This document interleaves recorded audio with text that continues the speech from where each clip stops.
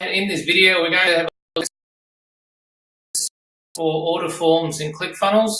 So these things that I'll show you will help if you've got issues with the order form. There's quite a few things that could be wrong with your order form, but usually it'll be one of these things that I'm showing you now. So if you are having issues with an order form, then I recommend you go through this checklist, and there's a good chance that it will help you to solve the problem. All right, so we're going to open up this order form here.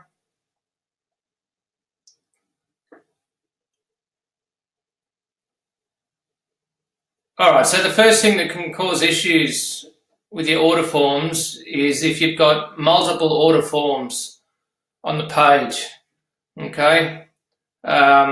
Sometimes people put an order form in the pop-up here, or they might have an order form here and then another order form down the bottom, okay? That causes issues, basically because you've got multiple submit buttons and multiple email address buttons on the page.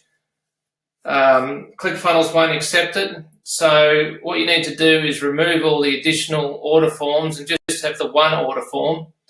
And that also includes hidden elements.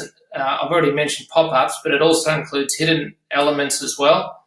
So if you go to Elements, Manage, and then if you look at all of these elements here, there could be some on here that have the eyeball closed that's causing issues as well. So you may, for example, have some order elements that are hidden, and they're causing conflicts. So you want to remove those as well and make sure that you've got just the one order form on the page. And when we're talking about order form, we're specifically talking about, credit card details and email address and the submit button. Okay, so you don't want to double up with any of those. And then the other thing that sometimes can be a problem is if you've got no email address on the form. So say, for example, here, this email address wasn't on there, then there would be no way for ClickFunnels to know which contact to associate the order to. So it's important that you've got an email address in there, and also a submit button as well. All right, so the button needs to be set.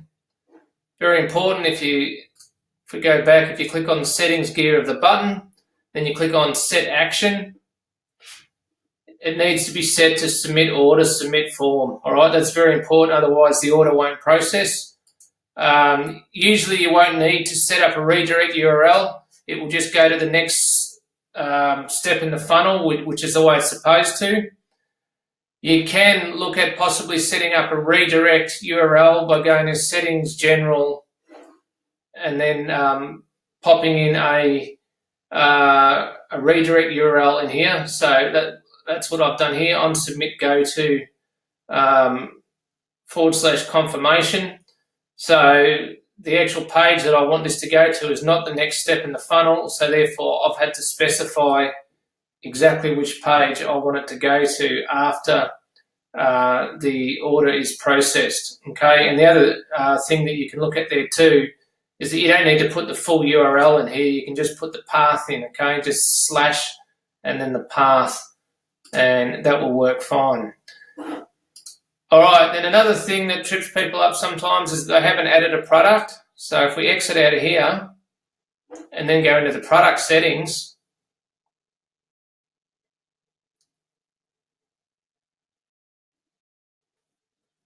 if you don't have a product in here at all, then the order form's never going to work. So it's important that you set up a product in here, and it's also important that there's no errors, okay? So I've used this page as an example because this is a subscription, and I'm using Stripe. And you'll see here that it's connected to a Stripe plan, okay? So in my Stripe account, I've set up this plan in both live mode and test mode, and I've selected subscription here in the settings, and then I've selected the correct plan here, and as you can see, there are no errors in here anywhere. So assuming that you've got all of those right and it's still not working, then there's one other little trick that you can try, which quite often solves the issue, and it's what we call a null HTML refresh. So if we go back into our order form, I'll show you how to do that now. This basically just refreshes the whole page and is particularly effective for order forms.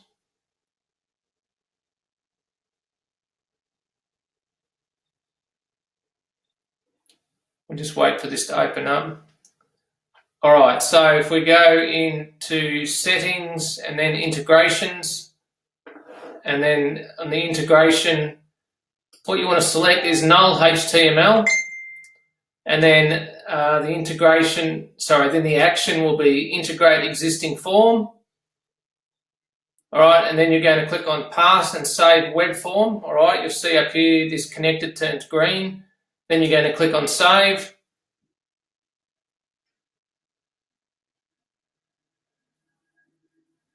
All right, and then we'll go back in there, settings, integrations.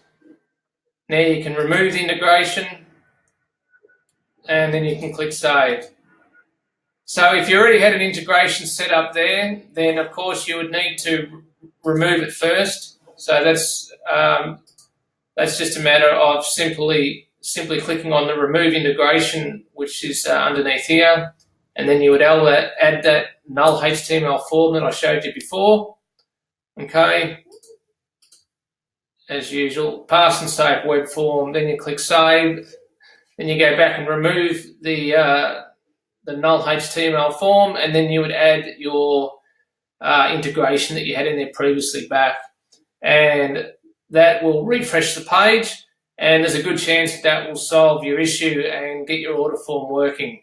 So hopefully that's been of some value. If you've got any questions, just let me know. Thanks.